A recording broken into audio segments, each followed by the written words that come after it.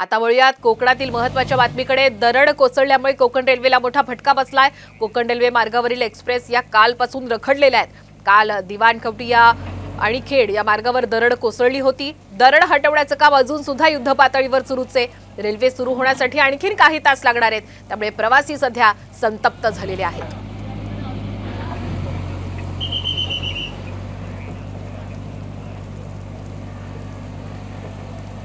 Konkan railway मार्गावरती दरड कोसळल्याने पूर्णपणे कोकण रेल्वे ठप्प झालेले आहे। आपण सध्या उभे आहोत कोकण रेल्वेच्या दरड पडले या ठिकाणी। जो दिवाणखवटी हा परिसर आहे आणि या परिसरामध्ये बोगद्याच्या शेजारी ही दरड कोसळलेली आहे आणि दरड हटवण्याचे काम युद्ध पातळीवर सुरू आहे। काल संध्याकाळी या ठिकाणी दरड कोसळली होती आणि तेव्हापासून ही दरड हटवण्याचं काम युद्ध पातळीवर सुरू आहे। मोठ्या प्रमाणात चिखल आहे जो ट्रॅकवरती आलेला आहे आणि हा ट्रॅक साफ करण्याचं काम या ठिकाणी कोकण रेल्वे प्रशासनाकडून केलं जात आहे। जवळपास 14 ते 15 तास होऊन गेलेले आहेत आणि अनेक गाड्या या रेल्वे स्थानकावरती थांबवण्यात आलेल्या, ठिकठिकाणी गाड्या थांबवण्यात आलेल्या आहेत। त्याचबरोबर अनेक गाड्या या रद्द देखील करण्यात आल्या आहेत, तर काही गाड्या या डायव्हर्ट करण्यात आलेल्या, पुणे मार्गे या गाड्या डायव्हर्ट करण्यात आलेल्या। एकंदरीत या ठिकाणची जर परिस्थिती पाहिली तर मोठ्या प्रमाणात या ठिकाणी चिखल आल्याचं चित्र सध्या पाहायला मिळतंय।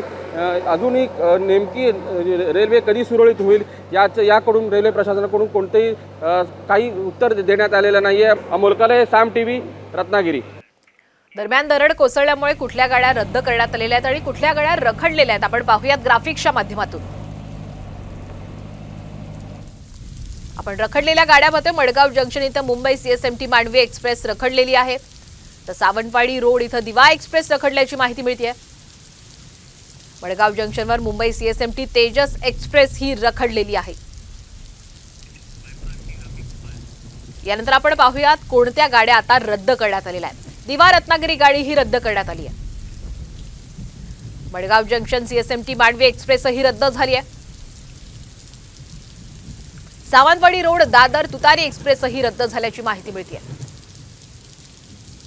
याशिवाय मंगळूर जंक्शन सीएसएमटी एक्सप्रेस ही रद्द झालेली आहे।